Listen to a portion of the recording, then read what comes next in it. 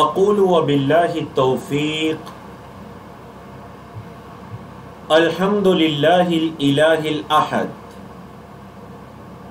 المعبود بالحق الصمد الذي شهد لنفسه بالتوحيد وجعله حقه على العبيد وأشهد أن لا إله إلا الله وحده لا شريك له في ملكه وأمره ولا ند له في عبادته وذكره الذي لا سمي له في أسمائه ولا مثل له في صفاته وأشهد أن محمدا عبده ورسوله الذي أرسله الله بالهدى ودين الحق ليظهره على الدين كله أما بعد رب اشرح لي صدري ويسر لي أمري واحلل عقدة من لساني يفقهوا قولي اللهم انفعنا بما علمتنا وعلمنا ما ينفعنا وزدنا علما۔ تو اللہ رب العزت کی توفیق سے آج کے سیشن میں ہم کتاب التوحید کا الباب الثانی اور الباب الثالث پڑھنے جا رہے ہیں۔ تو چلیے الباب الثانی سے ہم آج کے اس سبق کا آغاز کرتے ہیں۔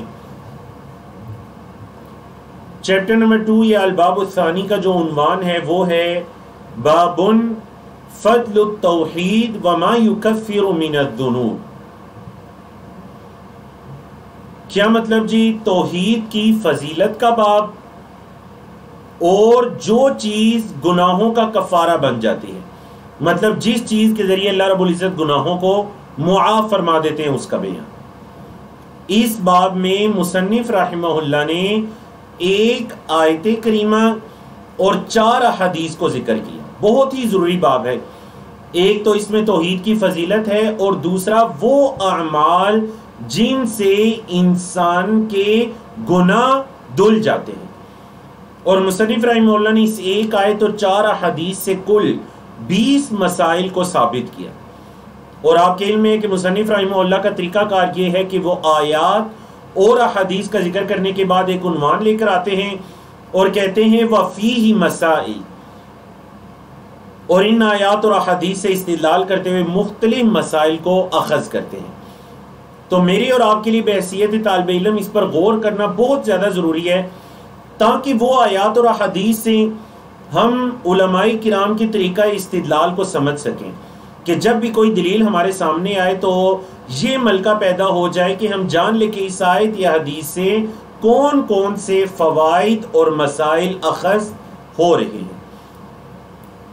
تو یہ بہت ہی خوبصورت طریقہ کار ہے کہ پہلے آیات اور احادیث کو ذکر کرنا اور پھر ان آیات اور احادیث کے اندر جو فوائد اور مسائل تفصیلی ڈسکس ہوئے ہیں ان پر گفتگو کرنا۔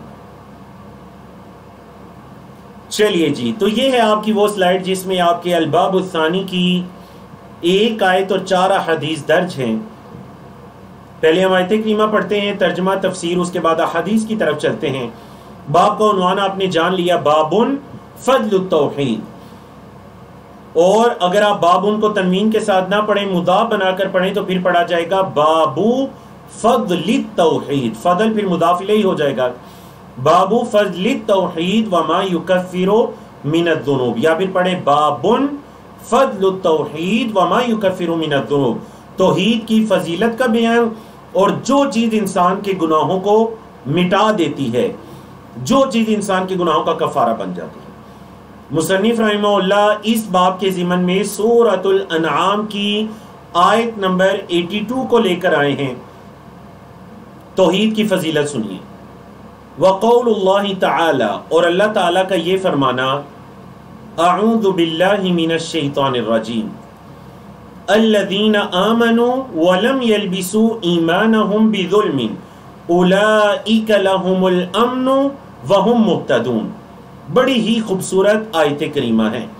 تو ماشاءاللہ ہمارے ساتھ کلاس میں حافظ عمر موجود ہیں۔ میں یہ چاہوں گا کہ ایک مرتبہ اس آیت کریمہ کی تلاوت ہم ان سے بھی سن لیں اور پھر انشاءاللہ اس آیت کے ترجمہ اور تفسیر کی طرف جاتے ہیں۔ جی حافظ محمد عمر۔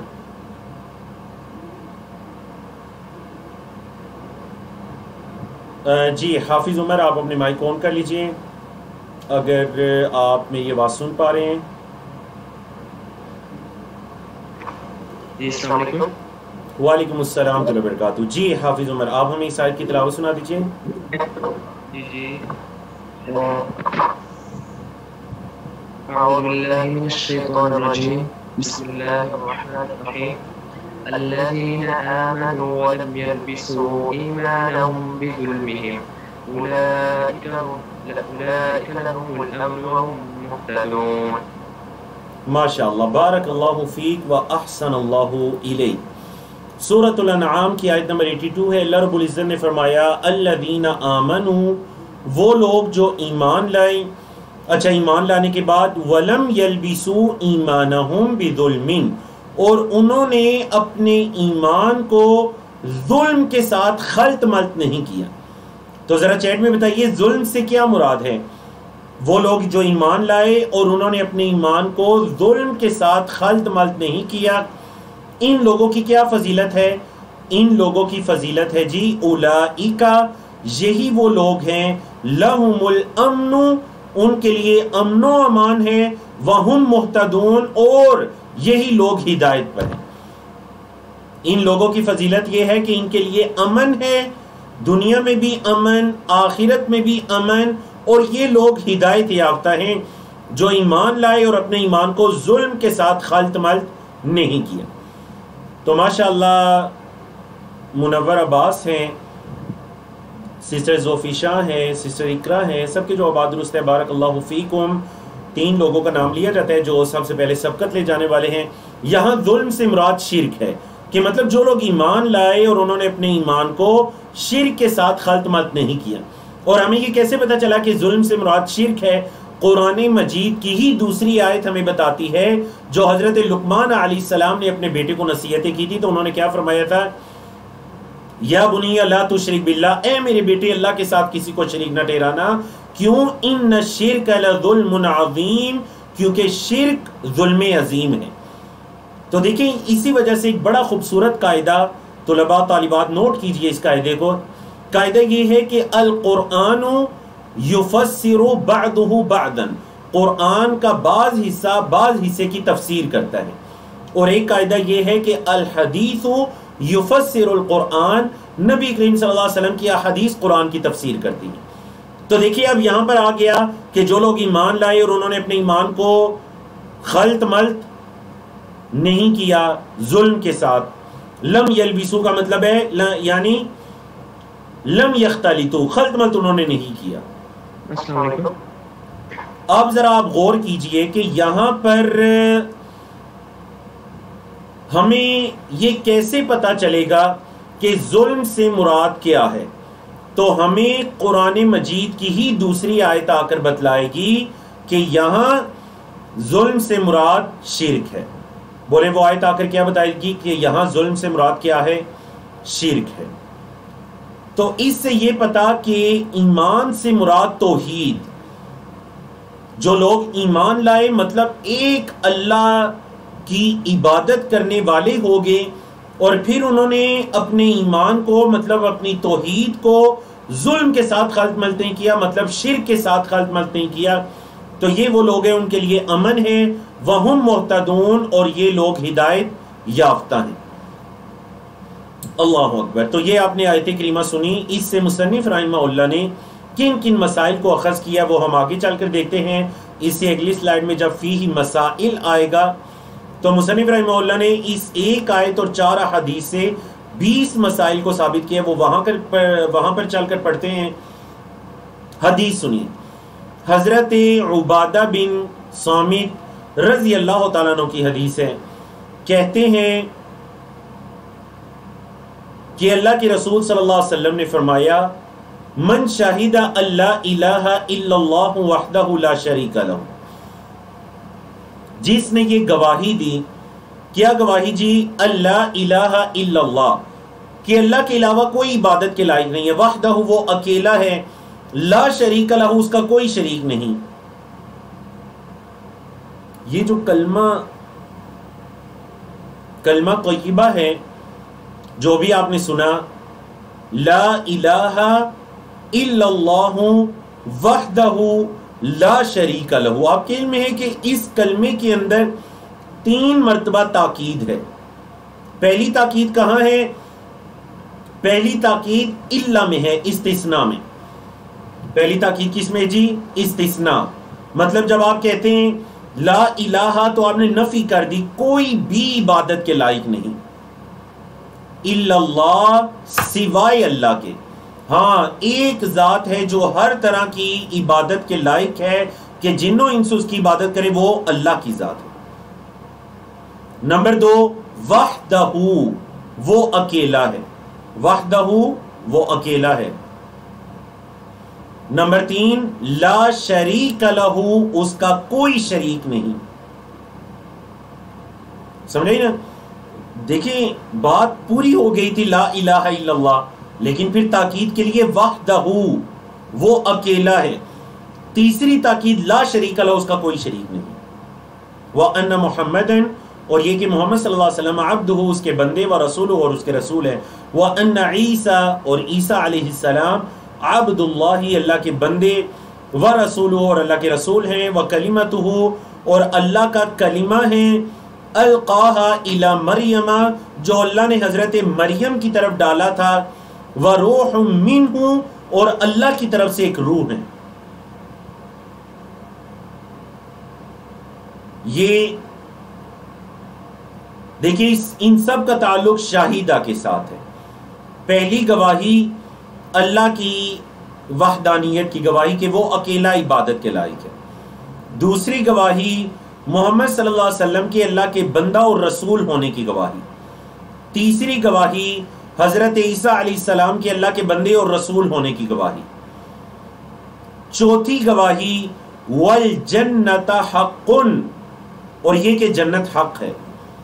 پانچویں گواہی والنار حق، اور یہ کہ جہنم بھی حق ہے، آگ بھی حق ہے. اللہ رب العزت نے ان کو پیدا فرمایا. ایک دن آنے والا ہے جو یوم الجزا ہے، انسانوں کو ان کے اعمال کا بدلہ ملنے والا ہے، یا جنت یا نار. تو یہ دونوں حق ہیں، یہ عقیدہ رکھنا. اب ذرا آپ غور کریں، دیکھیں نبی کریم صلی اللہ علیہ وسلم کی رسالت کی گواہی ہے کہ محمد صلی اللہ علیہ وسلم اللہ کے رسول ہے، لیکن اس رسالت سے پہلے بھی ایک گواہی ہے عبدہ، کہ محمد صلی اللہ علیہ وسلم اللہ کے بندے ہیں. حضرت عیسیٰ کے بارے میں رسالت کی گواہی ہے رسول ہو، اللہ کے بندے ہیں، لیکن رسول سے پہلے عبد ہو، اللہ کے بندے اور اس کے رسول ہیں. اور اللہ رب العزت نے قرآن مجید میں بھی نبی کریم صلی اللہ علیہ وسلم کے لیے عبد کا لفظ استعمال کیا. کہاں پر؟ 15ویں پارے کی ابتدا میں سبحان الذی اسرا بعبدہ لیلا من المسجد الحرام الى المسجد الاقصى الذي بارکنا حولہ. سبحان الذی اسرا بعبدہ، پاک ہے وہ ذات جس نے اپنے بندے کو چلایا، بعبدہ، اپنے بندے محمد صلی اللہ علیہ وسلم. دیکھ لیجیے آپ، وجہ یہ بنی کہ اللہ رب العزت نے حضرت عزیر علیہ السلام کو جب معجزات عطا کیے، لوگوں نے اللہ کو چھوڑ کر انہی کی عبادت شروع کر دی اور ان کو اللہ کا بیٹا قرار دے دیا. اللہ رب العزت نے حضرت عیسیٰ علیہ السلام کو معجزات عطا کیے، لوگوں نے حضرت عیسیٰ علیہ السلام کو اللہ کا بیٹا قرار دے کر ان کی عبادت کرنا شروع کر دی. نبی کریم صلی اللہ علیہ وسلم کے لیے ہر نماز میں ہم اتحیات میں ہم گواہی دیتے ہوئے نبی کریم صلی اللہ علیہ وسلم کی عبودیت کا اقرار کرتے ہیں کہ کہیں ایسا نہ ہو کہ امت محمدیہ کے اندر بھی کوئی اٹھے اور اٹھ کر اللہ کو چھوڑ کر نبی کریم صلی اللہ علیہ وسلم کی عبادت کرنا شروع کر دے، یا پھر وہ نبی کریم صلی اللہ علیہ وسلم سے حاجت روائی اور دعائیں مانگنا شروع کر دے، اور یہ اللہ کا حق ہے کہ اس سے مانگا جائے. تو یہ مقصد ہے کہ آپ احادیث کے اندر، قرآن کی آیات کے اندر محمد صلی اللہ علیہ وسلم کے بارے میں سنتے ہیں کہ ان محمدن عبدہ و رسولہ.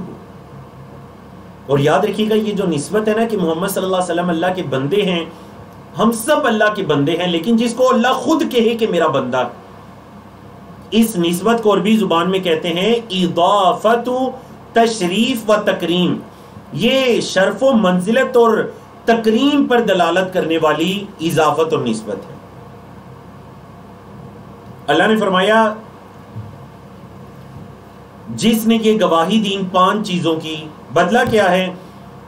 ادخلہ اللہ الجنت، اللہ اس کو جنت میں داخل کرے گا، علی ما کان من العمل، اس کے عمل جیسے بھی ہیں اللہ اسے جنت میں داخل کرے گا، جیسے بھی اس کے عمل ہے اللہ اسے جنت میں داخل کرے گا۔ اخرجاہ تثنیہ کا صیغہ ہے، اخرجاہ مطلب ان دونوں نے اس حدیث کو اپنی کتابوں کے اندر ذکر کیا، مطلب ان دونوں سے مراد امام بخاری اور امام مسلم رحمہ اللہ ہے۔ آج کی دوسرے چیپٹر کی 4 حدیث میں سے دوسری حدیث کی طرف چلتے ہیں، وَلَهُمَا، اور ان دونوں کی ہی روایت ہے، مطلب امام بخاری اور مسلم کی۔ کس کی روایت ہے جی؟ من حدیث عتبان کی رضی اللہ تعالیٰ عنہ کی حدیث کے اندر ہے کہ نبی کریم صلی اللہ علیہ وسلم نے کیا فرمایا؟ فَإِنَّ اللَّهَ حَرَّمَ عَلَى النَّارِ، بے شک اللہ رب العزت حرام کر دیتے ہیں آگ پر، اللہ آگ پر حرام کر دیتے ہیں کسے؟ من قالا، جس نے کہا لا الہ الا اللہ، اللہ کے علاوہ کوئی عبادت کے لائق نہیں ہے، شرط یہ ہے کہ یبتغی بذالک وجہ اللہ، یہ لا الہ الا اللہ کہنے سے اللہ کی رضا مقصود ہو۔ یبتغی وہ تلاش کر رہا تھا، بذالک یہ بات کہہ کر، وجہ اللہ اللہ کا چہرہ مطلب اللہ کی رضا، اخلاص للہیت مقصود تھا، ریاکاری دنیاوی مفاد نہیں، بلکہ اس نے ایک اللہ کو راضی کرنے کے لیے لا الہ الا اللہ، جس نے یہ کہا اس کے مطابق عمل کیا، اپنے اعمال کے اندر شرک کی آمیزش کو نہ آنے دیا، بہت بڑی فضیلت ہے۔ دیکھیں فَإِنَّ اللَّهَ حَرَّمَ عَلَى النَّارِ، اللہ رب العزت اس شخص کو آگ پر حرام قرار دیتے ہیں۔ 2 طرح کے الفاظ ہیں، ایک یہ ہے کہ آگ کا کسی پر حرام ہو جانا، ایک الفاظ کے ہیں جی آگ کا کسی پر حرام ہو جانا، اور ایک ہے کہ بندے کا آگ پر حرام ہو جانا۔ اللہ اکبر، کس کے اندر تاکید زیادہ ہے؟ آپ کے علم میں ہے؟ یاد رکھیے گا تاکید اس میں زیادہ ہے کہ بندے کا آگ پر حرام ہو جانا، جو الفاظ یہاں پر ہے، اللہ رب العزت اس بندے کو آگ پر حرام کر دے گا۔ بعض روایات کے اندر ہمیں بعض اعمال کی ایسی فضیلت بھی ملتی ہے نا کہ اللہ رب العزت اس پر آگ کو حرام کر دے گا، لیکن یہاں پر یہ ہے کہ اللہ اس بندے کو آگ پر حرام کر دے گا۔ آگ کو اس بندے پر حرام نہیں، بلکہ اس بندے کو آگ پر حرام کر دے گا، وہ بندہ آگ میں نہیں جا سکتا۔ اللہ اکبر، کس قدر عظیم فضیلت ہے توحید۔ اب دیکھیں نا مصنف رحمہ اللہ نے جو باب قائم کیا ہے، باب فضل التوحید وما یکفر من الذنوب، توحید کی فضیلت اور جو چیز انسان کی گناہوں کا کفارہ بن جاتی ہے، مطلب ایک انسان اگر سچے دل کے ساتھ عقیدہ توحید پر کاربند ہے، اس کے اعمال کے اندر شرک کی آمیزش نہیں ہے، تو یہ توحید اس کے لیے باقی گناہوں کا کفارہ، باقی گناہوں کو مٹانے والی معافی کا سبب بن جائے گی۔ خالص توحید، ایک اللہ کی عبادت۔ چلیں جی، کورس کی تیسری حدیث کی طرف چلتے ہیں۔ ہم دوبارہ ان حدیث کی طرف آئیں گے جب مصنف رحمہ اللہ کے فیہ مسائل کو ذکر کریں گے، تو پھر انشاءاللہ دوبارہ ان حدیث کی طرف آئیں گے کہ مصنف نے یہ والا مسئلہ اس حدیث سے اخذ کیا ہے۔ تیسری حدیث ہے حضرت ابو سعید الخدری رضی اللہ تعالیٰ عنہ کی مرفوع روایت ہے۔ قال کہتے ہیں،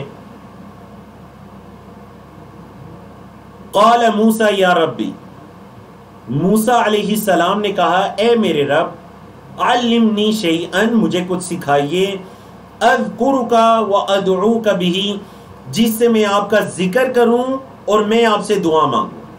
حضرت موسیٰ نے کیا کہا، اللہ مجھے کچھ ایسا سکھائیے جس سے میں آپ کا ذکر کروں اور میں آپ سے دعا مانگوں۔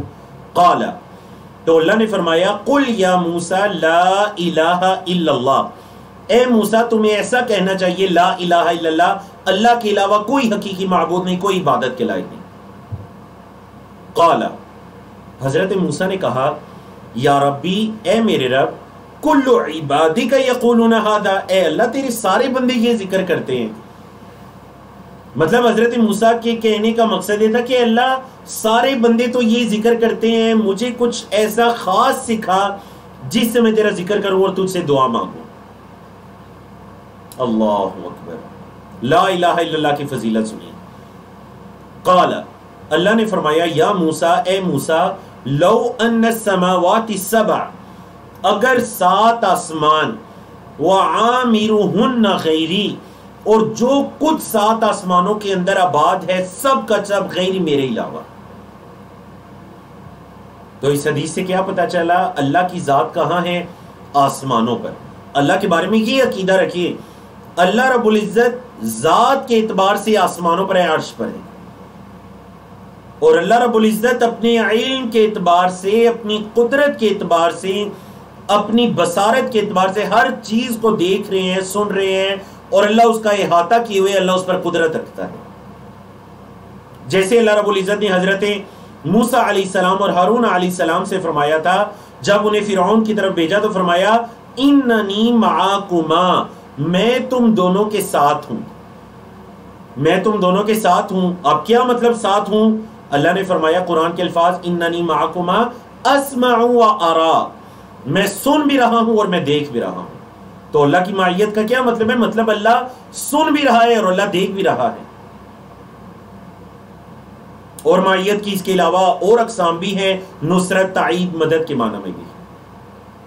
اللہ رب العزت نے فرمایا اے موسیٰ، اگر 7 آسمان وعامرہن غیری، اور 7 آسمانوں کے اندر جو کچھ آباد ہے میرے علاوہ، فی کفتن، ایک پلڑے میں آ جائیں، وَلَا إِلَهَ إِلَّا اللَّهُ فِي كِفَّةٍ، اور لا الہ الا اللہ، بلکہ دوسرے الفاظ کے ہیں وَالْأَرْضِينَ السَّبْعَ، اور 7 زمینیں بھی، اور 7 زمینیں بھی فی کفتن، ایک پلڑے میں آ جائیں.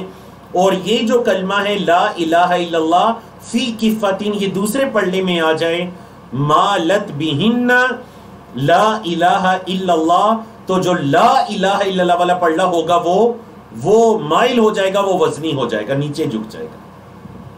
اللہ اکبر کہیں، اللہ اکبر، اللہ اکبر.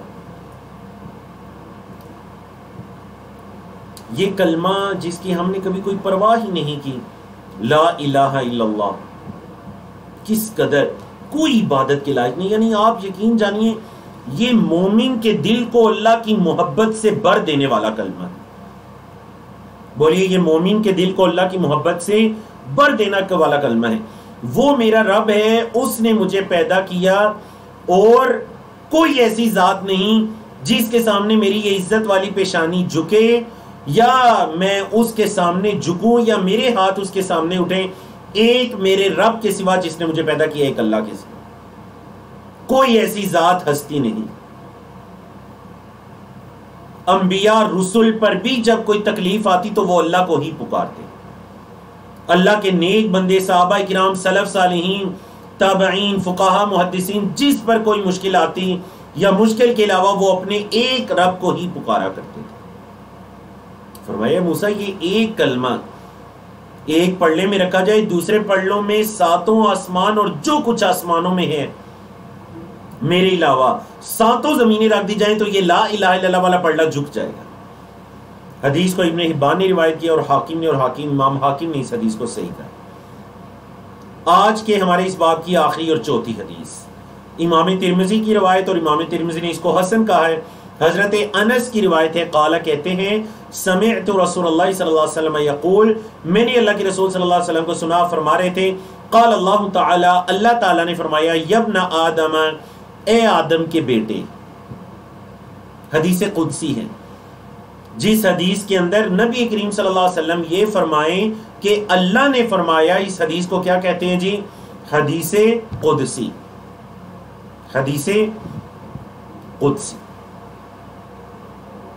یبن آدم، اے آدم کے بیٹے، انکا، بے شک تو، لو اتیتنی، اگر تو آئے میرے پاس،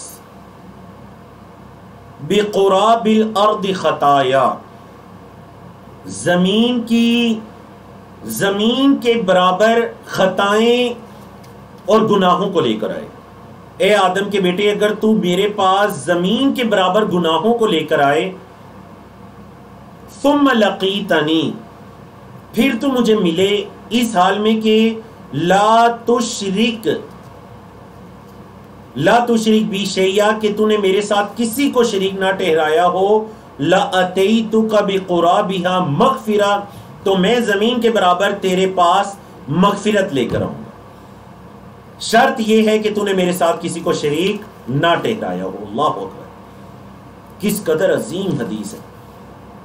اے آدم کے بیٹے اگر تو زمین کے برابر، مطلب تیرے گناہ اتنے ہوں کہ پوری زمین تیرے گناہوں سے بھر جائے، ایک شرط ہے کہ ان گناہوں میں شرک کا گناہ نہ ہو، ان گناہوں میں شرک کا گناہ نہ ہو. لا تشرک بی شیئا، تو کیا ہوگا؟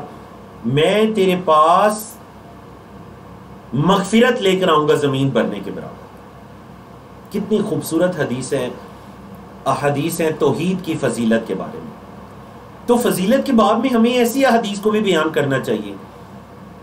فضیلت کے باب میں ہمیں ایسی احادیث کو بیان کرنا چاہیے جس سے انسان کو اپنا عقیدہ توحید بھی سمجھ آئے، اور جس سے انسان کو یہ بھی پتہ چلے کہ وہ کون سے اعمال ہیں جو انسان کے گناہوں کا کفارہ بن جائیں گے، اس کے گناہوں کو مٹا دیں گے. توحید کا عمل سب سے قیمتی عمل ہے جو انسان کے باقی گناہوں کو دو ڈالتا ہے، مٹا دیتا ہے. چلیں جی، اب دیکھتے ہیں کہ مصنف رحمہ اللہ نے اس باب سے کون کون سے مسائل کو اخذ کیا ہے. سب سے پہلا مسئلہ جو اخذ کیا، آیت سے بھی پتہ چلا، حدیث سے بھی پتہ چلا. الاولا، پہلا مسئلہ ہے سعۃ فضل اللہ، اللہ کے فضل کی وسعت. لاتیتک بقرابھا مغفرہ، اور دوسری حدیث سے پتہ چلا، آیت سے بھی پتہ چلا، اولئک لہم الامن، ان لوگوں کے لیے امن ہے. کون؟ الذین آمنوا ولم یلبسوا ایمانہم بظلم، جو ایمان لائے اور انہوں نے اپنے ایمان کو شرک کے ساتھ خلط ملط نہیں کیا. تو سب سے پہلا مسئلہ جو ثابت ہوا، سعۃ فضل اللہ، اللہ کے فضل کی وسعت. اور میں نے آپ کو بتایا تھا کہ آپ کو یہ پتہ ہونا چاہیے بحیثیت ایک طالب علم کے، ایک دین کی طالبہ کے، کہ یہ والا مسئلہ آیت یا حدیث کے کس حصے سے ثابت ہو رہا ہے. نمبر 2، الثانیہ کثرت ثواب التوحید عند اللہ، اللہ کے ہاں توحید کے ثواب کی کثرت. توحید پر جو اللہ نے بدلہ اور ثواب دینا ہے اس کی کثرت، کس قدر بڑا بدلہ ہے اللہ کے ہاں توحید کا. دیکھیے نا، ایک بدلہ اللہ نے کیا بتا دیا، ادخلہ اللہ الجنت علی ما کان من العمل. دوسری حدیث کے اندر دوسرا بدلہ فإن اللہ حرم علی النار. تیسرا بدلہ کہ اگر لا الہ الا اللہ کو پڑھنے میں رکھا جائے وہ جھک جائے گا.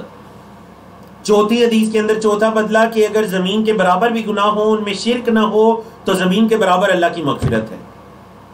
اللہ اکبر، اللہ اکبر، کتنا خوبصورت مسئلہ ہے کہ توحید کے ثواب کی کثرت اللہ کے ہاں، توحید کے بدلے کی کثرت سے اللہ رب العزت توحید کا بدلہ عطا کرے.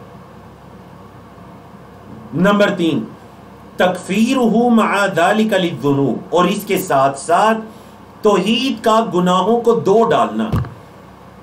بولے توحید کا گناہوں کو دو ڈالنا، گناہوں کو مٹا دینا. کفر یکفر، تکفیر ہوتا ہے کفارہ بن جانا، مٹا دینا.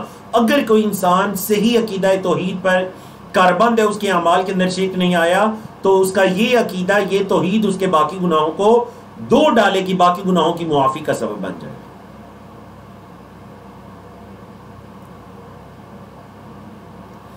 اور یہ ہمیں 2-3 جگہ سے جو آپ نے حدیث پڑھی میں نے وہاں پر بتایا بھی تھا کہ توحید کیسے گناہوں کا کفارہ بن جاتا ہے. الرابعہ یعنی المسألۃ الرابعہ، یہ سارے الفاظ مؤنث اسی لیے ہیں کیونکہ المسألۃ کی صفت بن گئی. چوتھا مسئلہ، تفسیر الآیۃ التی فی سورۃ الانعام. سورۃ الانعام کی جو تفسیر ہم نے کی کہ اس میں ظلم سے مراد شرک ہے اور ایمان سے مراد توحید ہے. کہ جو بندہ توحید پر آیا اور پھر اس نے اپنے عمل کو شرک کے ساتھ خلط مل نہیں کیا تو اس کے امن ہے اور وہ ہدایت پر ہے۔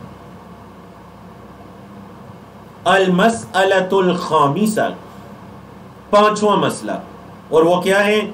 تأمل الخمس صلواتی فی حدیث عبادہ، حضرت عبادہ کی حدیث میں 5 چیزوں پر غور و فکر کریں۔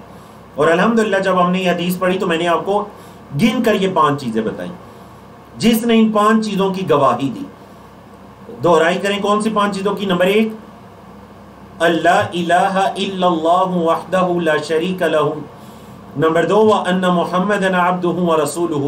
نمبر 3، وَأَنَّ عِيسَىٰ عَبْدُ اللَّهِ وَرَسُولُهُ وَكَلِمَتُهُ أَلْقَاهَا إِلَىٰ مَرْيَمَ وَرُوحٌ مِّنْهُ۔ نمبر 4، وَالْجَنَّةُ حَقٌّ۔ نمبر 5، وَالنَّارُ حَقٌّ۔ ان 5 چیزوں پر غور کیجئے، کس قدر یہ بڑی گواہیاں ہیں۔ المسئلۃ السادسہ، چھٹا مسئلہ، انک اذا جمعت بینہ وبین حدیث عتبان وما بعدہ تبین لک معنی قولی لا الہ الا اللہ وتبین لک خطأ المغرورین۔ کہہ رہے ہیں جب آپ اس کے درمیان اور اس کے بعد جو حضرت عتبان یا اس کے بعد کی احادیث ہے، جب ان کے درمیان جمع کریں تو آپ کے لیے لا الہ الا اللہ کا مطلب آپ کو پتہ چل جائے۔ آپ کو لا الہ الا اللہ کا مطلب، یعنی حضرت عبادہ کی حدیث کو اگر آپ ملا کر حضرت عتبان اور اس کے بعد کی حدیث کے ساتھ پڑھیں تو آپ کو لا الہ الا اللہ کا مطلب پتہ چل جائے گا کہ لا الہ الا اللہ کا مطلب کیا ہے؟ اللہ الہ الا اللہ، اللہ کے علاوہ کوئی معبود نہیں، وحدہ وہ اکیلا ہے، لا شریک لہ اس کا کوئی شریک نہیں۔ اور محمد صلی اللہ علیہ وسلم کے بارے میں یہ عقیدہ رکھنا کہ محمد صلی اللہ علیہ وسلم اللہ کے بندے اور اس کے رسول ہیں۔ حضرت عیسیٰ کے بارے میں یہ عقیدہ رکھنا کہ حضرت عیسیٰ اللہ کے بندے اور اس کے رسول ہیں۔ اللہ، اور جنت اور جہنم کے بارے میں حق ہونے کا عقیدہ رکھنا۔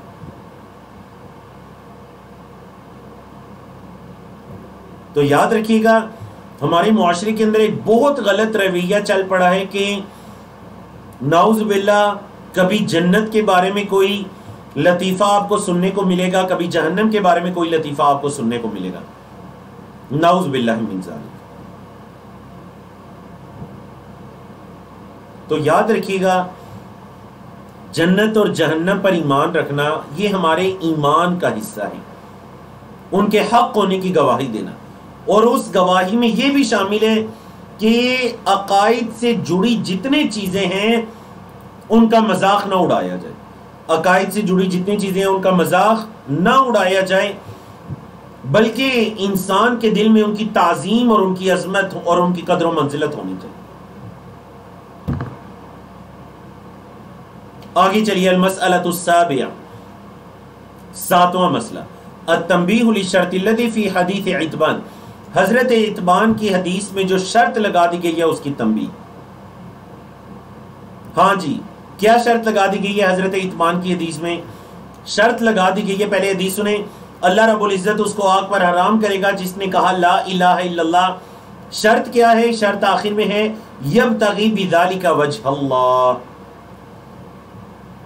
کہ لا الہ الا اللہ سے کہنے، لا الہ الا اللہ کے کہنے سے اس کا مقصد ایک اللہ کی رضا تھا، اس کا مقصود کیا تھا؟ ایک اللہ کی رضا، اخلاص، للہیت، یہ شرط لازمی ہے۔ ہاں، جس نے اس طرح لا الہ الا اللہ کا اقرار کیا اللہ رب العزت اس کو آگ پر حرام کر دیتا۔ اللہ۔ المسئلۃ الثامنہ، 8واں مسئلہ، کون الانبیاء یحتاجون للتنبیہ علی فضل لا الہ الا اللہ، انبیاء بھی لا الہ الا اللہ پر ان کو متنبہ کیا گیا، وہ بھی اس چیز کے محتاج ہیں۔ کہاں سے پتہ چلا؟ حضرت موسیٰ کی حدیث سے۔ حضرت موسیٰ نے کہا اے اللہ یہ تو سارے یہ بات کہتے ہیں، اے اللہ سارے ہی یہ بات کہتے ہیں، کل عبادک یقولون ھذا، اللہ تیرے سارے بندے یہ بات کہتے ہیں۔ تو اللہ رب العزت نے کیا فرما دیا؟ ہاں اے موسیٰ ساری یہ بات کہتے ہیں، لیکن یاد رکھو کہ اگر 7 آسمانوں کو اور جو کچھ ان کے اندر ہے میرے علاوہ، اور 7 زمینوں کو ایک پلڑے میں رکھا جائے اور لا الہ الا اللہ کو ایک پلڑے میں رکھا جائے، تو لا الہ الا اللہ والا پلڑا جھک جائے گا، وہ وزن میں نیچے کی طرف مائل ہو جائے گا۔ اللہ، تو مطلب انبیاء کو بھی لا الہ الا اللہ کے لیے وہ بھی تنبیہ کے محتاج ہے۔ اللہ رب العزت نے حضرت موسیٰ علیہ السلام کو تنبیہ کر دی۔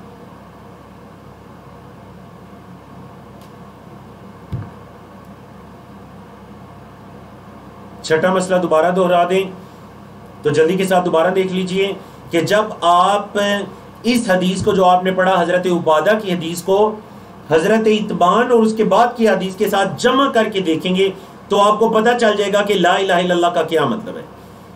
وَتَبَيَّنَ لَكَ، اور آپ کے لیے واضح ہو جائے گی خطا المغرورین، دھوکے میں پڑے ہوئے لوگوں کی غلطی۔ شاید میں نے ان الفاظ کی وضاحت نہیں کی، تبین لک خطا المغرورین کیا مطلب؟ مغرورین یہاں پر غرہ یا غر سے ہیں دھوکے میں ڈالنے کے معنی میں، تو مغرور اسم مفعول ہے، دھوکے میں ڈلا ہوا شخص، مطلب وہ بندے جو دھوکے میں ہیں، وہ جو یہ سمجھتے ہیں، جو اس غلط فہمی میں ہے کہ صرف زبان سے لا الہ الا اللہ کہہ دینا کافی ہے۔ آپ کو پتہ چل جائے گا ان کی غلطی کا کہ صرف زبان سے لا الہ الا اللہ کہنا کافی نہیں ہے جب تک اس کے مطابق عمل نہیں ہو۔ آپ کو پتہ ہے اس نے امت محمدیہ میں ایک بہت بڑی تعداد ہو، آپ انہیں جب یہ کہتے ہیں میرے بھائی آپ قبر پر نہ جھکیے، یہ شرکیہ عمل ہے، آپ غیر اللہ سے دعا مت مانگیے، یہ شرکیہ عمل ہے، آپ ان پتھروں کو درختوں کو برکت والا نہ سمجھیے، نبی کریم صلی اللہ علیہ وسلم اللہ نے ان کو برکت والا نہیں قرار دیا، مطلب جو برکت والی چیزیں نہیں ہیں ان کے علاوہ کچھ تو وہ چیزیں جنہیں شریعت نے برکت والا کہا، قرآن مجید ہے، زمزم ہے، حجر اسود ہے، مساجد ہیں، یہ ساری چیزیں تو مبارک ہیں، لیکن ایک وہ چیز جو میں نے اور آپ نے اپنے پاس سے گڑھ لی۔ تو دھوکے میں پڑے ہوئے لوگ یہ سمجھتے ہیں کہ جب ہم نے لا الہ الا اللہ کہہ دیا تو اس کے ساتھ جو مرضی کرتے رہے ہمیں کوئی نقصان نہیں دے گا۔ آپ کو پتہ ہے لوگوں کی بہت بڑی کثرت ہے، وہ یہ آپ کو کہتے ہیں کہ ہم شرک کیسے کر سکتے ہیں، ہم تو کہتے ہیں لا الہ الا اللہ، جب ہم لا الہ الا اللہ کہتے ہیں ہم مسلمان ہیں تو ہم شرک کیسے کر سکتے ہیں؟ اللہ نے فرمایا وَمَا يُؤْمِنُ أَكْثَرُهُمْ بِاللَّهِ إِلَّا وَهُمْ مُشْرِكُونَ، ان میں سے اکثر لوگ اللہ پر ایمان نہیں رکھتے مگر وہ اللہ کے ساتھ شرک کرنے والے، مطلب ایمان کا دعویٰ کرتے ہیں لیکن اللہ رب العزت کے ساتھ کسی کو شریک بھی ٹھہرانے والے ہیں۔ تو سمجھ آئی نا، جو دھوکے میں پڑے ہوئے لوگ ہیں ان کی غلطی آپ کو واضح ہو جائے گی۔ چلیں جی، المسئلۃ التاسعہ، 9واں مسئلہ، التنبیہ لرجحانها بجمیع المخلوقات، اس چیز کی طرف تنبیہ دلانا کہ لا الہ الا اللہ والا پلڑا تمام مخلوقات کے پلڑے سے وزنی ہو گیا۔ دیکھیں مخلوقات یا آسمانوں میں ہیں، اللہ کے علاوہ اللہ کے فرشتے ہیں، اللہ کی مخلوقات زمین کے اندر ہیں، زمینیں ہیں، آسمان خود یہ اللہ کی مخلوق ہیں۔ خالق اللہ 7 سماوات، اللہ نے 7 آسمانوں کو پیدا کیا اور 7 اللہ رب العزت نے اور زمین کو پیدا کیا، اللہ کی مخلوقات ہیں۔ تو اس چیز کی تنبیہ کہ یہ تمام مخلوقات لا الہ الا اللہ کا پلڑا، ایک یہ کلمہ یہ وزنی ہو جائے گا ان تمام مخلوقات پر، ان تمام مخلوقات پر کیا ہو جائے گا جی؟ وزنی ہو جائے گا۔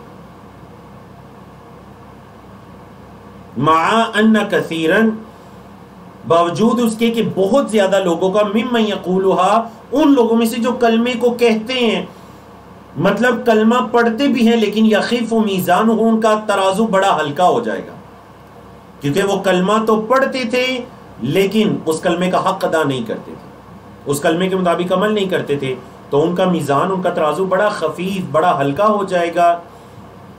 اور ایسا کلمہ جو اللہ کی رضا کے لیے پڑھا جائے تو یہ کلمہ ہی تمام مخلوقات پر غالب آ جائے گا۔ العاشرہ، النَّسُ عَلَىٰ أَدْنَى الْأَرْضِينَ سَبْعٌ كَالسَّمَاوَاتِ. یہ حدیث اس چیز کی بھی دلیل ہے کہ نہ صرف آسمانوں کی گنتی 7 ہے بلکہ زمینوں کی گنتی بھی 7 ہے. دیکھیں نا اللہ نے کیا فرمایا, نبی کریم صلی اللہ علیہ وسلم نے کیا فرمایا. حدیث قدسی ہے, یعنی یہ مرفوع حدیث ہے.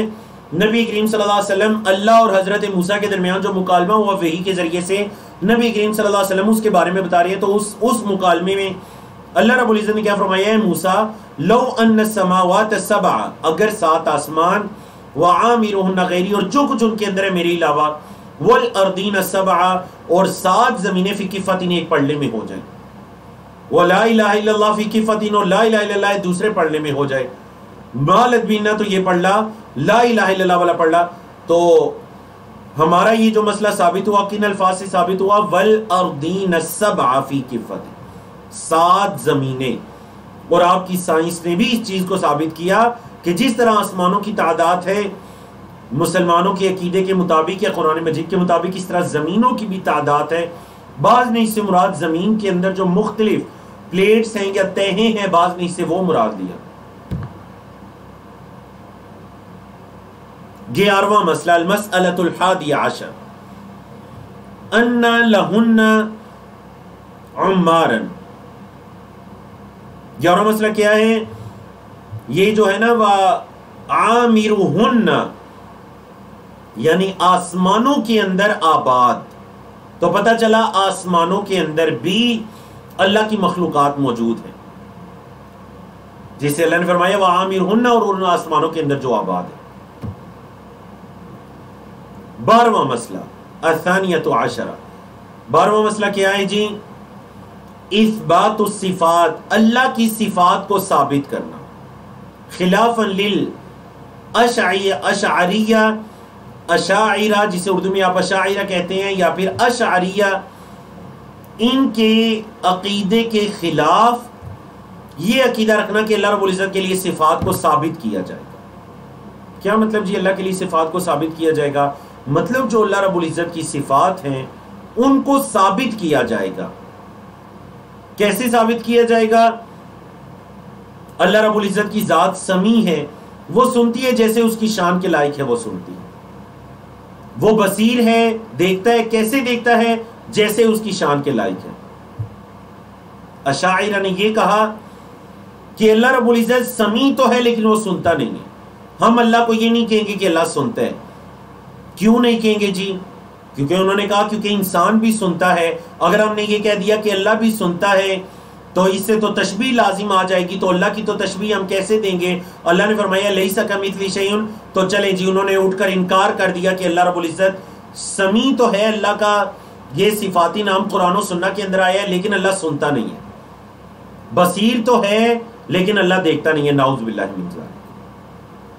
تو انہوں نے کیا کیا, صفات کو اس کے اندر الہاد کر دیا یا اس کی نفی کر دی. تو مصنف رحمہ اللہ نے کیا مسئلہ ثابت کیا کہ اللہ رب العزت کے لیے صفات کو ثابت کیا جائے گا. کیسے کیا جائے گا؟ جیسے اس کی شان کے لائق ہے. آپ کو کس نے کہا ہے کہ آپ انسان اور اس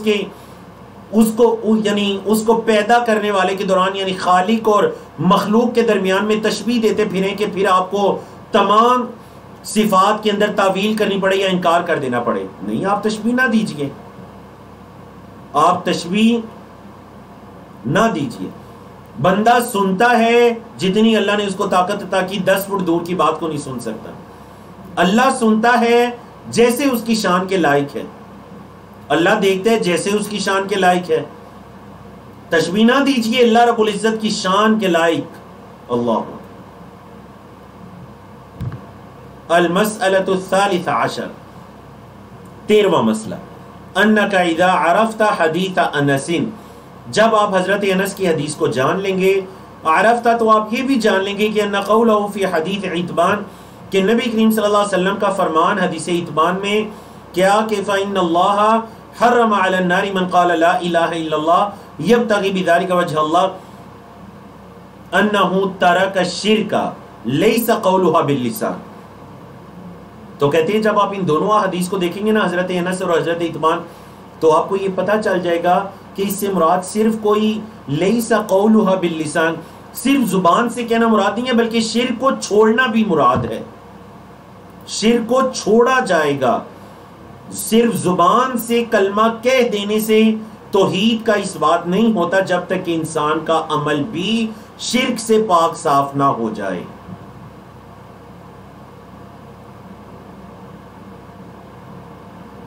الرابعۃ عشر، 14واں مسئلہ، کہہ رہے ہیں تأمل الجمع بین کون عیسیٰ و محمد عبدی اللہ و رسولہ. تثنیہ کے الفاظ ہیں عبدی و رسولی، نون گر گیا تثنیہ کا اضافت کی وجہ سے. ذرا آپ اس پر غور کریں کہ حضرت عیسیٰ اور محمد صلی اللہ علیہ وسلم دونوں اللہ کے بندے اور دونوں اللہ کے رسول ہیں. اور اس کی تفسیر یا اس کی تشریح میں کر چکا ہوں احادیث کے دوران کہ بہت سے لوگوں نے حضرت عیسیٰ کو اللہ کا بیٹا قرار دے کر ان کی عبادت کرنا شروع کر دی. اور آپ کے علم میں آج بھی نصارہ وہ جس صلیب کی عبادت کرتے ہیں وہ اصل میں حضرت عیسیٰ علیہ السلام کی ہی عبادت کرتے ہیں، اور وہ حضرت عیسیٰ کو اللہ کا بیٹا قرار دیتے ہیں. اور امت محمدیہ میں سے بھی بعض لوگ اٹھے اور انہوں نے اٹھ کر اللہ رب العزت کی ذات کو چھوڑ کر محمد صلی اللہ علیہ وسلم کی ذات کو پکارنا شروع کر دیا. باقاعدہ محمد صلی اللہ علیہ وسلم سے دعائیں کرنا شروع کر دیں، مناجات شروع کر دیں. اللہ رب العزت کے نام کی نظروں سے نیاز دینی تھی، انہوں نے محمد صلی اللہ علیہ وسلم کے نام کی. اور پھر اس سے بڑی غلطی کہ انہوں نے دیگر اولیاء کے نام کی نظروں نیاز دینا شروع کر دی. تو ذرا اس پر غور کریں کہ محمد صلی اللہ علیہ وسلم کے لیے اللہ رب العزت نے عبد کا لفظ، حضرت عیسیٰ کے لیے عبد کا لفظ، اور محمد صلی اللہ علیہ وسلم اور حضرت عیسیٰ کے لیے اللہ رب العزت نے اپنے رسول ہونے کے بارے میں بتایا. الخامسۃ عشر، 15واں مسئلہ، معرفت و اختصاص عیسیٰ بکونہ کلمۃ اللہ. حضرت عیسیٰ کو یہ خصوصیت حاصل ہے کہ اللہ رب العزت نے انہیں کلمۃ اللہ، اپنا کلمہ، اپنی بات کہا. اللہ کے حکم سے حضرت عیسیٰ پیدا ہوئے تو وہ اللہ کا کلمہ، اللہ کی بات ہے، اللہ کا حکم جس سے ان کو پیدا کیا. 16واں مسئلہ، السادسۃ عشر، معرفت کونہ روحا منہ، اس چیز کی معرفت کہ وہ اللہ کی طرف سے روح ہے، اللہ کی طرف سے ایک روح ہے. نعوذ باللہ وہ اللہ کے بیٹے نہیں ہیں، وہ اللہ کا کلمہ اور اللہ کی طرف سے روح ہے. السابعۃ عشر، 17واں مسئلہ، معرفت فضل الایمان بالجنت والنار، جنت اور آگ کے بارے میں ایمان کی فضیلت کی معرفت. جنت اور آگ یعنی جہنم کے بارے میں ایمان کی فضیلت کی معرفت. اور یہ کہاں سے پتہ چلا جی؟ یہ ہمیں پتہ چلا حضرت عبادہ بن صامت کی حدیث سے. کیا حدیث کہ نبی کریم صلی اللہ علیہ وسلم نے فرمایا جس نے یہ گواہی دی، 3 گواہیوں کے بعد چوتھی گواہی کیا ہے؟ والجنت حق، اور جنت حق ہے، والنار حق، اور آگ دوزخ بھی حق ہے. تو اس سے ہمیں یہ پتہ چل گیا کہ جنت اور جہنم اس پر ایمان لانے کی فضیلت کی معرفت، جس نے یہ گواہی دی، من شاہدہ، جس نے یہ گواہی دی. الثامنۃ عشر، 18واں مسئلہ، معرفت قولہ، نبی کریم صلی اللہ علیہ وسلم کی اس قول کی معرفت، علی ما کان من العمل، جو بھی اس کے عمل. یاد رکھیے گا امت محمدیہ کے ایسے گناہگار جن کے اعمال کے اندر گناہ تو شامل ہیں، کبیرہ گناہ تو شامل ہیں، لیکن ان کے اعمال کے اندر شرک کا گناہ شامل نہیں ہے. تو یہ جو کبائر الذنوب ہیں، کبیرہ گناہ ہیں، ان کی معافی کی مختلف صورتیں ہیں. مصنف رحمہ اللہ اس باب کے اندر یہ ثابت کریں کہ عقیدہ توحید انسان کے باقی گناہوں کی معافی کا سبب بن جائے گا. اور آپ کے علم میں ہے جو آخری حدیث آپ نے پڑھی وہ یہی حدیث ہے کہ اے آدم کے بیٹے اگر تو میرے پاس آئے زمین کے برابر خطائیں گناہ غلطیاں لے کر، لیکن تو مجھے اس حال میں ملے کہ تیرے ان اعمال میں شرک نہ ہو، تو میں زمین کے برابر تیرے پاس مغفرت معافی لے کر آؤں گا۔ اللہ اکبر۔ تو یاد رکھیے مصنف رحمہ اللہ نے اگرچہ کے باب قائم کیا کہ توحید گناہوں کا کفارہ بن جاتی ہے، لیکن اس کے علاوہ مختلف دلائل سے پتہ چلتا ہے کہ بہت سے ایسے اعمال ہیں جو انسان کے گناہوں کا کفارہ بن جاتے ہیں۔ مثلا دنیا میں انسان پر جو تکلیف آتی ہے، چاہے وہ کوئی دماغی تکلیف ہے یا کوئی جسمانی تکلیف ہے، وہ انسان کے گناہوں کا کفارہ بن جاتی ہے۔ یا پھر اگر کوئی انسان دنیا سے چلا جاتا ہے اور اس کی ذمہ گناہ باقی ہے، تو دوسرا قبر کا عذاب ہے، جو عذاب انسان کے گناہوں کو ختم کر دیتا ہے، کیونکہ انسان قبر کے اندر اس کا بدلہ پا لیتا ہے۔ اور اگر کوئی ایسا شخص ہوا جس کے اعمال کے اندر کبیرہ گناہ تو شامل تھے اور قبر کے عذاب سے بھی وہ دھل کر ختم نہیں ہوئے، تو پھر قیامت کے دن ہے، قیامت کے دن اس کو جہنم کی آگ میں ڈالا جائے گا، اور اس کے گناہوں کے بدلے کے بعد اگر اس کا ایمان تھا، توحید تھی، اس کے اعمال میں شرک نہیں تھا، تو ایک نہ ایک دن اس کو نکال کر جنت میں داخل کر دیا جائے گا۔ تو یہ مطلب ہے اعلیٰ ما کان من العمل، جو بھی اس کے عمل ہیں اسے جنت کے اندر ضرور ایک نہ ایک دن داخل کیا جائے گا اس کے اعمال کے بدلے کے بعد۔ التاسعۃ عشر، 19واں مسئلہ، معرفت ان المیزان لہ کفتان۔ اس سے یہ بھی پتا چلا کہ میزان کا عقیدہ رکھنا، کہ اللہ رب العزت جو قیامت کے دن اعمال کو تولیں گے تو ایک میزان ہوگا، اور اس میزان کے دو ترازو ہوں گے، اس میزان کے اس ترازو کے دو پلڑے ہوں گے۔ اس حدیث سے ہمیں یہ بھی پتا چلا۔ تو میزان کے بارے میں یہ عقیدہ رکھنا۔ کچھ عقل پرست لوگوں نے آ کر کہا کہ نہیں جی اعمال کو کیسے تولا جا سکتا ہے، میری آپ کی نمازیں ہیں، اعمال کو کیسے تولا جا سکتا ہے؟ تو آپ کے اس دور میں جدید سائنس نے آپ کا یہ مسئلہ بھی حل کر دیا۔ کیوں؟ کیونکہ جدید سائنس نے بتایا جو چیزیں نہیں بھی دکھائی دیتی، آپ کا یہ ٹمپریچر ہے، ہوا ہے، گیس ہے، جو نہیں بھی چیزیں دکھائی دے رہی ہیں آپ ان کو بھی تول سکتے ہیں، ان کا وزن کر سکتے ہیں۔ تو پتہ چلا انسان کے اعمال کا بھی وزن ہوگا، لا الہ الا اللہ کا بھی وزن ہے، زمین و آسمان کے وزن پر غالب آ جانے والا وزن ہے لا الہ الا اللہ کا۔ تو اس سے پتہ چلا کہ میزان قیامت کے دن یہ ترازو نصب ہوگا اور آدم کے بیٹوں کے اعمال کو تولا جائے گا، اور اس ترازو کے دو پلڑے ہیں۔ اور 20واں اور آخری مسئلہ، معرفت ذکر الوجہ، اللہ رب العزت کے لیے وجہ کی، چہرے کی صفت،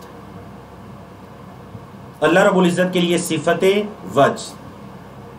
اور آپ کے علم میں سورۃ الرحمن کے اندر بھی اللہ رب العزت کے لیے صفت وجہ آئی ہے، کل من علیہا فان ویبقى وجہ ربک ذی الجلال والاکرام۔ تو صفت وجہ کیسی ہے واللہ عالم، اللہ نے اس کی یہ تفصیل نہیں بتائی، ہاں اللہ نے یہ بتایا صفت وجہ ہے، ہم ایمان رکھتے ہیں کہ اللہ رب العزت کے لیے صفت وجہ ہے۔ کیسا ہے واللہ عالم، جیسے اس کی شان کے لائق ہے، انسانوں جیسے نہیں، ہم تشبیہ نہیں دیتے، جیسے اس کی شان کے لائق ہے ویسے ہے۔ تو اللہ رب العزت کی صفت وجہ ہے یا پھر صفت ید ہے یا دیگر صفات ہیں، ان کے اندر ان کا اثبات کیا جائے گا، نفی نہیں کی جائے گی، ان کے معنی میں تعویل نہیں کی جائے گی، الہاد کی طرف نہیں جایا جائے گا، اور ان پر ایمان رکھا جائے گا کہ جیسے ہمارے رب کی شان ہے ویسے اللہ رب العزت کے لیے اس صفت کو ثابت کیا جائے گا۔ تو الحمدللہ اللہ رب العزت کی توفیق سے آج کے ہم نے الباب الثانی کو مکمل کیا۔ میرا یہ ارادہ تھا کہ آج ہم الباب الثالث کو بھی پڑھ جائیں گے، اور آپ کی سلائڈز کے اندر وہ بالکل تیار تھا، لیکن چونکہ اس کے اندر ایک طویل حدیث آ رہی ہے جس کو پڑھنے کے اندر، مکمل باب کو پڑھنے میں شاید کہ ہمیں آدھے گھنٹے کے قریب وقت درکار ہو، تو اس وجہ سے انشاءاللہ آنے والے ہفتے کو ہماری کلاس باب نمبر 3 سے شروع ہوگی انشاءاللہ۔ اللہ رب العزت سے دعا ہے کہ اللہ رب العزت ہمیں بھی اپنے عقائد کے اندر، اپنے اعمال کے اندر عقیدہ توحید کو لانے کی توفیق عطا کرے، اور اللہ رب العزت ہمیں شرک سے بچنے کی توفیق عطا کرے۔ اقول قولی ھذا استغفر اللہ لی ولکم ولسائر المسلمین من کل ذنب، وصلی اللہ تعالی علی نبینا محمد وعلی آلہ وصحبہ اجمعین۔